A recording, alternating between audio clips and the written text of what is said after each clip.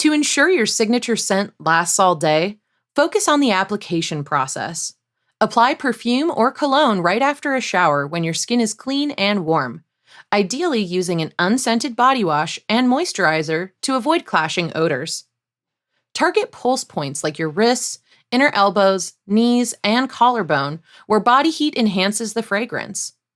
Avoid rubbing your wrists together to preserve the scent's top notes, and consider dabbing behind your ears or at your belly button for a subtle touch. If you plan to wear a collar, mist your neck and back slightly to keep the scent discreet. Remember to spray from a distance to avoid overwhelming your skin, and lightly apply to your hairbrush to create a lasting fragrance trail. Reapply every 6 hours as needed, and use rubbing alcohol to remove excess if necessary.